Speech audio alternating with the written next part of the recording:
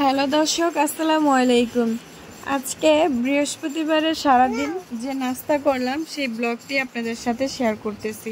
আশা করছি আপনাদের কাছে ভালো লাগবে। তো সকালে যেহেতু গ্যাস নাই, ঝটপট নাস্তার আয়োজন।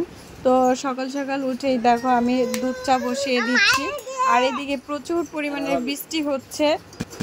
তো দেখো বৃষ্টির দিনে আর কি নাস্তা করব, তো দোকান থেকে সমোসা আর সিঙ্গারা কিনে নিয়ে আসলাম, তো এগুলাই খাইতেছি।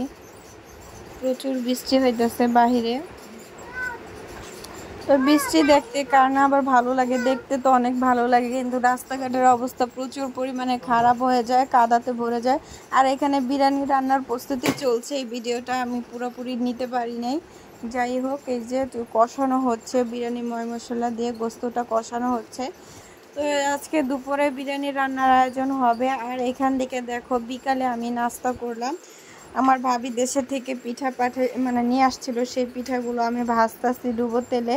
আর এগুলো এত মজার একটা পিঠা, যা ভাজতে যতটা ভালো লাগে আবার খাইতে তার চেয়েও বেশি ভালো লাগে, এত ক্রিস্পি হয়। আর কি বলবো, ধারণার বাইরে। দেখো চুলা তেলে দেওয়ার সাথে সাথে কিভাবে ফুলে উঠতেছে পিঠাগুলা। দেখতে যেমন লবণীয়, খাইতে অনেকটা মজা আর প্রচুর পরিমাণে ক্রিস্পি হয়। এগুলো আমরা ঘরে যদি অনেক দিনের জন্য বানিয়ে রেখে দেই, ঝটপট নাস্তা হিসাবে খুবই একটা মজাদার খাবার। মেহমান আসলে ঘরে কিছু না থাকলেও ভেজে দেওয়া যায়, খুবই সহজ একটা।